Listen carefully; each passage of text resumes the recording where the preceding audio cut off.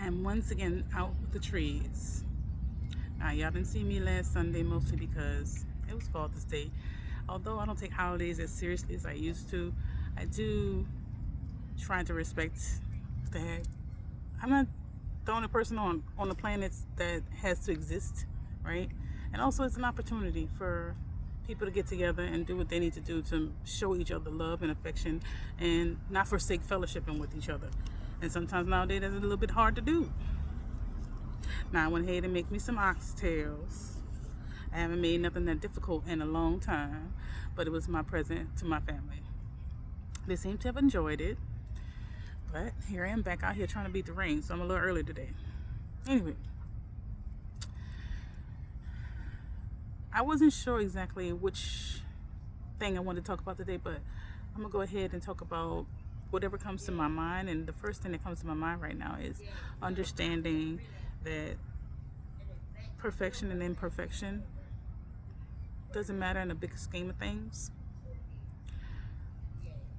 Every single day, you have a choice to be one way or the other. Now, just know that there are people around doing their thing, being happy and joyful with each other, which is, my whole vibe when it comes to the coming out here. So you'll hear people talking and laughing and all kinds of stuff in the background. Just go along with it, okay?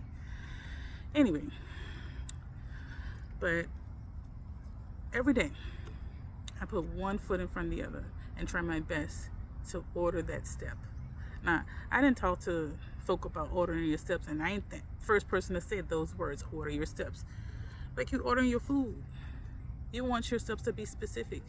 The things you do to be specific if you're going to order your steps. Now, if you're just pissing in the wind, go ahead and do that. That's what you want to do. But at this time in my life, I choose to order my steps. I choose to do things in such a way that I try my best not to cause harm to myself or anyone else in the process of doing what I do, while also being true to myself. And it doesn't matter who that person is or who anybody is. It's just the ordering of the steps has everything to do with you and nothing to do with anybody else. You're choosing who you want to be every single day. And I choose to be someone who walks with love, but also walks with my stick. A recent friend told me, like, step softly, but carry a big stick, that whole thing. I didn't leave my stick behind. It's just I choose to walk a little softer. I choose to be a little lighter. And the only way that I got to that space, if you want to know for yourself, is to sit down and evaluate everything that I was doing to cause me to have to be so hard.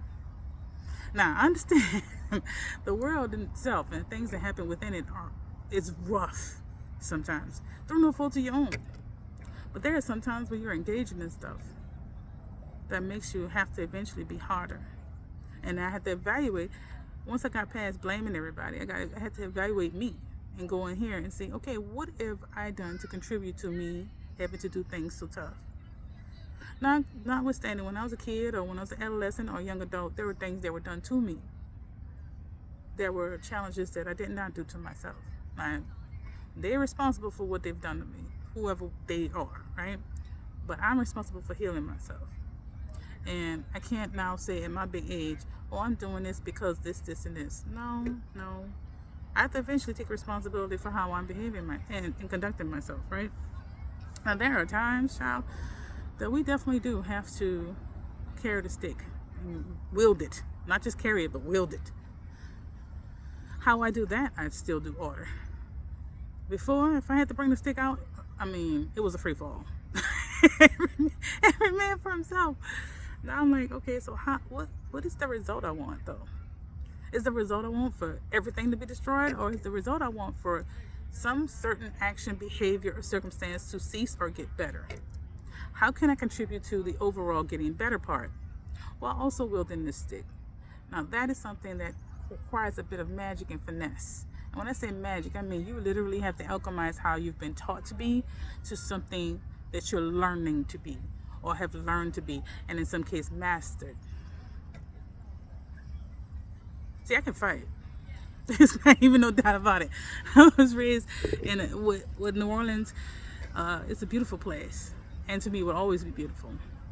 But there's no secret that a lot of people around the around the country and around the globe believe this to be a very dangerous place in spots and at times of, and one of the most dangerous cities in the country outside of Chi-Town. And I was raised and lived in the most dangerous part of it when I was growing up. So to me, it wasn't dangerous. That was my environment. I was used to it, and that's called the Lower Ninth Ward, and specifically CTC. Now, some people know what that is and some people don't. But my choice was to not look at it and that's still now, not look at it from a perspective of something was wrong with that neighborhood. No, because I was the product of that neighborhood. Why would I bash it or shit on it at this particular point, knowing that it raised me and it helped give me some grit? I wouldn't have survived, I think, a lot of the things that I've had to endure in this life if it wasn't for that neighborhood, if it wasn't for the projects, if it wasn't for the CTC area, if it wasn't for Leo Lawless and Big Lawless, they don't exist no more, but if it wasn't for the stuff that I've had to endure, I would not have been able to do what I can do now, if that makes sense. Today I get to walk softer, and I can tell y'all, I have lived the concept. It took a lot of violence to get this peaceful. I have lived it several times in this life. Now, do I want to continue to endure any amounts of violence and troubles? No. And I spent a lot of time trying to avoid people and avoid violence and avoid troubles and just sheltering myself off. Now, that was part of my process in my journey. I choose not to do that anymore, mostly because I actually enjoy the company of people from time to time. Okay, in spurts. Too many people is still a no thanks. But I do enjoy socializing. So how do I do that and avoid, pitfalls of being a part of society? You can't. I know, I tried. You can't really. But you can order yourself and decide, okay, when I see something that don't look right, I'm gonna go ahead and back away from it. The moment, I don't care how much fun you're having, the moment you see something that ain't right, go ahead and take your exit and you'll leave. And you owe no one, it's like the Irish goodbye. You owe no one an explanation for doing what's best for you. No one. Like, if I'm in a circumstance in which I feel uncomfortable, I'll shelter myself up and sit in the corner somewhere until I decide I want to leave it completely, as opposed to just sheltering myself up. I feel like I was a recluse and agoraphobic for a little bit. That's how much I was like, well, if I ain't a part of society, then society can't hurt me. Well, you know what? It'll find a way. It'll still find a way while you're sheltered. But also, even if it doesn't it hurt not to connect with other people? That's what I have to ask myself. So how can I do that and still be safe, still feel at peace? Well, it starts with me. It starts with how I operate and what I choose to engage in and what I choose not to engage in, right? So if I want to have fun, how much fun can I have without it becoming a problem? That's how I gauge it when I choose to socialize. How much fun can I have without it becoming a problem? But also, there's a level of self-respect and decency that each of us get to choose for ourselves, and I tend to want to err on the side of caution when it comes to that. I have no judgments for anybody else in the way they choose to live their life. Now, I used to have a lot of judgments. I see things from a different perspective. Like, I see my grandparents from a different perspective. I see a lot of the grown folks that raised me from a different perspective now. Well, with age comes wisdom, doesn't it? And people don't tell you when you're young, when they tell you that with age comes wisdom, they don't tell you that wisdom hurts. But wisdom sometimes hurts. First, you got to go through the hard thing, and then you gain the wisdom for it. But the wisdom is always beautiful and golden if you can adhere to the lesson. At least that's been my experience. Now, that y'all don't mind me if I ain't looking straight in the camera this whole time. I'm enjoying looking at the birds and the trees and feeling the breeze on my face. It's another perk to coming out to the park and doing this. Also, I'm with the people. And I ain't gonna lie to you. When I'm meditating or going to prayer, at least in the last few months, it was like, okay, it's time to leave certain things behind and move towards being more, getting back more to your roots of why you're doing what you're doing. Here's the thing. I don't super love doing videos. I never did, and I think that's why I think it's such a struggle with it, but I just feel pulled to do it and keep getting called to do it, even though everything in my spirit is like, I don't want to do this. But it's getting easier and easier to do. And it's like, it's easier to just write words on social media and hope somebody sees it. But it's like, okay, but you've done that, you've gotten really good at that, and now can you challenge yourself again? And that's the conversation I've been having with myself over the past few months. And I'm like, yeah, I'm gonna challenge myself. I'm gonna come out here and do this. On top of the fact, for some reason, and I can't tell y'all why, it's like I just feel like I need to be outside just in case. I need to come here on a specific day just in case. If somebody happen to walk up or sit down and they want to talk, I'm here for them.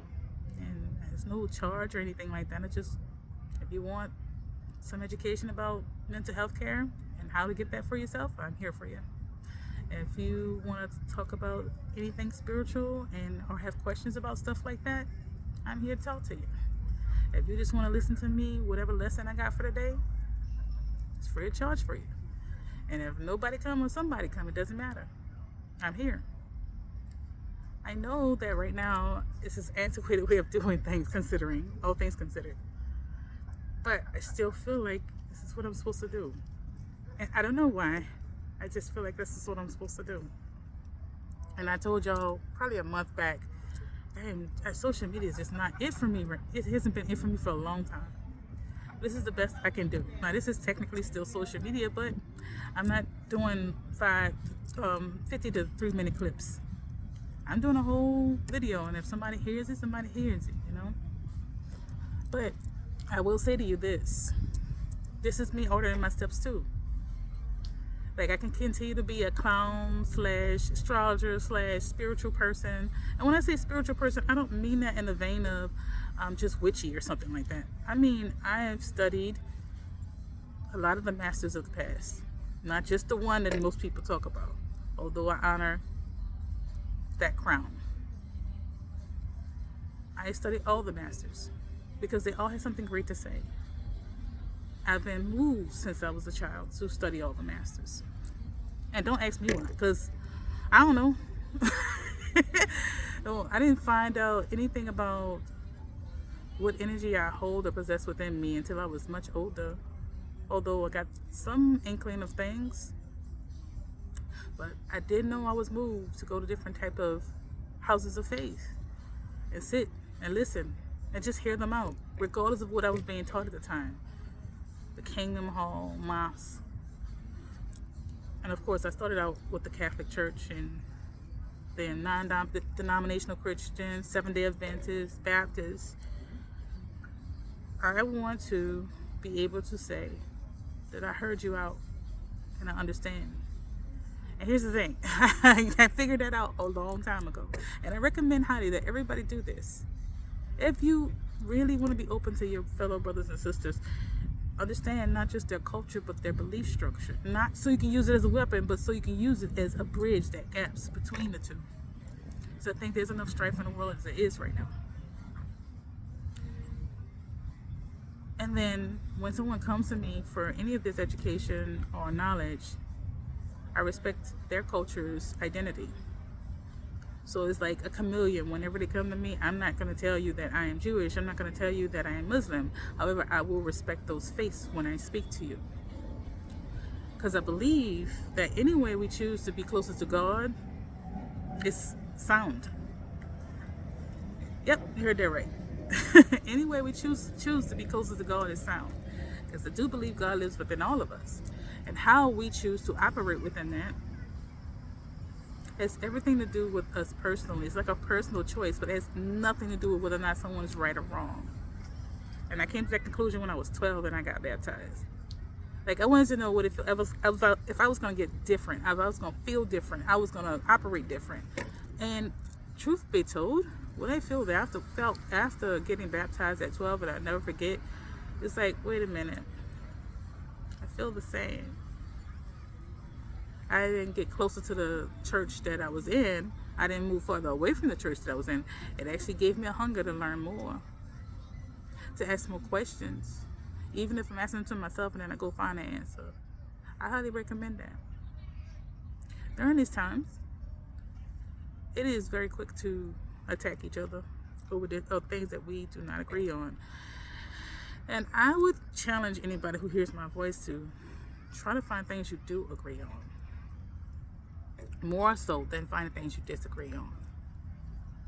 And yeah, you're going to find things you disagree on and speak on it. If you speak on, clear your throat chakra. That's challenge. That's been another challenge for me. I have trouble clearing my throat chakra as pertains to disagreeing with someone. I don't want to fight. It's very Aquarian of me, but I don't want to fight. I never want to fight. And there's a lot of time people equate with not wanting to fight with can't fight, and that's a mistake. That is a huge mistake. I'm like, don't do it. This kid's about to get something by coffee. I left my throat dry out here, but I was like, no, I am non-violent until I have to be violent, and I don't think of it. The self-defense is violent, but that's me. But you don't do no more than you absolutely have to defend yourself, and that's one thing I would definitely say is in the category of ordering your steps. Don't do no more than what is needed to defend yourself. And then if you feel like you got to speak on a topic or a subject or something like that, use it as a platform if you can to educate someone and to help someone learn from not just what you struggle with, but how you overcame it and how you're overcoming it, what you're doing to get better. And I chose to do that a long time ago. It's like I will get on social media and just say how I feel, the pain and all of it that comes along with it. But then I get back on there and show y'all how I heal. And not just heal, but forgive. And I ain't gonna say it's the most popular thing in the world to do, but I've been moved to do it. And I did it for 3 years, and now I'm on this. I'm back on this. And at this particular point, I feel like my voice being heard is more important than my words being read. My words are still there. They'll always be there. Now, granted, right now I'm taking a break. I needed a break. I needed a break. But it's not like it's not there. At any time, anyone that is able to, if I actually have to leave this plane of existence, wanted to put those words back out there, they're still available for that. But along the way was the point, having people see in real time the anger, the grief, the resentments I was actually feeling towards a person or a circumstance, and then see how I processed that grief and how I healed myself, but also understood my part and their part in it, and then come to a place of forgiveness and love. Now, forgiveness and love, let's just remind ourselves, it don't mean that you let somebody back into your world. But that doesn't mean you gotta hate them and dog them out and do all kind of horrible things to them neither. You gotta figure it out, man. Figure out that oof. Somebody's upset over there. But I feel like it is very crucially important for us to understand that there's a lot of ugliness in the world, and there's nothing that we don't need to help that alone. But oof, sis is heated. But yeah, we don't have to be that way. And I know sometimes I've been in a space where it felt so good and cathartic to just be nasty and mean, the nastiest version of myself and the meanest version of myself. And I felt that in the moment, and I felt empowered and all the things. But guess what? At the end of the day, I still love those people, and I still miss those people, even those people who hurt me. It's like, well, now you have no opportunity and no chance to make amends because you were so nasty about it. It doesn't negate that the people did what they did to you, but that you have to go so hard in pain. Now, this is a lesson I had to learn the hard way. Because to this day, I finally got to a space of looking beyond their faults, my fault, and seeing a need. Now, I can take care of my needs. I was responsible for healing me. I can't take care of their needs. They're responsible for healing them. But I tell you what, if you go too hard in the paint, you will remove opportunity for greater healing, forgiveness, and togetherness. I think it was Mike Tyson that said, it's like, he was talking to somebody about someone that he supposedly have cut off. I forget who he was talking to, but he's like, metaphorically speaking, from my perspective, you let the devil win. whenever you cut off your loved ones, when you're angry with them. And I am sat with that, like, I don't really subscribe to that kind of ideology necessarily, but understand the meaning behind it. Because if the person is truly unredeemable, then we're all out of hope, because it means that none of us are. I think everybody in some way is redeemable, but they have to make that choice. But when you don't go too hard in the paint, you hold space for them to change that dynamic within them, and you can keep your distance until they change, or you see some semblance of change or amends or something like that. But you can also choose not to hate them and tell them you forgive them from a distance. I choose that more often than not, because again, I don't want to fight. Child, I don't want to be bothered, and I don't want to be aggravated by people who keep showing me this the same behavior over and over again. I don't need to learn it twice. I don't need to learn it twice. I don't need to learn it 3 times. There's only a handful of people in this world can say that I was stupid more than once as it pertains to them. It's like, I don't care how much it hurt, and I don't care how much I like or love you. The moment you show me disrespect at this particular point, I'm like, okay, bye. Well, where you going? I'm going to my peace. What? I was about to share my peace with you, because you probably had some peace to share with me, like a potluck peace. But if you got aggravation from me in your pot, I don't want no aggravation. I don't want friends that I bond over trauma. I don't want friends and circumstances and relationship where we bond over trauma ever again in my life. Even if I start to sense that you and I, if I just meet you and you and I are bonding over stories that are traumatic, and we're not in a group therapy setting, I'm going to think long term that relationship or that association is going to be sus. That's how I am. This is where I am at the journey. It's like, if we bonded over having good laughs and good communication and talking about common things that we have in common and stuff like that, cool. But if one of the first things we bond over in our first conversation is having some kind of hardship happen to us, I already know long term that relationship will be a problem. It's going to be a problem. Or if we've had a long separation from each other and the first thing we want to talk about is something that was harmful or painful for us, instead of actually getting to know who we are without pain, I'm good. I highly recommend you understand that too. Because it's not that you're evil, that person is evil, it's that you're both in pain and misery loves company. I find that the people who can sit alone with themselves for the longer period of times tend to be the least miserable. You hear me? Hear that? Roll it back if you need to. Not because they hate people, because I know a lot of people like to joke they hate people. And there are times where I thought I really just hate people. This was the time when I was being a recluse. I don't hate people. I just like the hurt and pain I get from people sometimes. I just like the hurt and pain I watch others do to each other. I just like dishonesty and, especially if somebody can be in a position of being a leader. Watching somebody have a lack of ethics really, really just does something to my spirit. It's like, you ain't got no ethics. Are you doing something against the rules? I know it's pretty oxymoronic to think about me as a person that's a rule follower. I will tell you to the day that I die, I may not like the rules, and I will argue against those rules that I don't like. Like, we're in a court of law, I will argue with you until I'm blue in the face. But will I break those rules? No, not because the rules are collectively chosen typically. Now, if there's a rule that was collectively chosen by whatever governing body they're in, it is not up to me to break that rule just because I feel like it.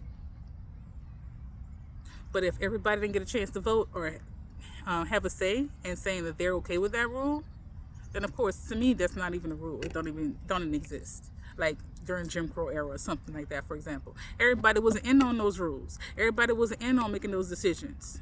Only a select group of people was in on those decisions. But if you have a group of people that all together, some people got what they want, some people didn't, but they came to a compromise and they made a rule, it is not up to one person to decide that rule is no longer sound. And I am a staunch proponent for that. And that's what I mean by having some level of ethics. You decide that you want to sidestep the ethics because of whatever you feel inside. No, you fight against a rule that you don't like. You fight against a law that you don't like until you can get it changed. I'm not saying the system is fair, but it's the one we got. Being quiet don't change nothing. No, closed mouth don't get fed. So yes, speak out against things you don't like, but that doesn't mean you just outright change things because you feel like it. I know that's surprising coming from me, but that's the way I've always been. I would definitely drag you for filth if I don't like something you're doing. Or at least in the past I would. And then I get to work fighting to change what it is I don't like or other people don't like. And here's the thing, I ain't gonna fight to change nothing just because I don't like it. Hear that? If most of the people around me are okay with it, I need to change me or adjust me, because we are not islands. We are interconnected with each other, and we should be compromising and fair. Now, you ain't gotta hold that opinion, I just do. Anyway, I've been talking at y'all for about 25 minutes. I think I've said a lot. Plus, look, we're on the other side of the peak of the full moon, in summer solstice at this time, and the energies were intense yesterday, so I was just like chilling. But today, I woke up with a vigor that I haven't had in quite some time, and I'm really appreciative of it. Anyway, you're loved.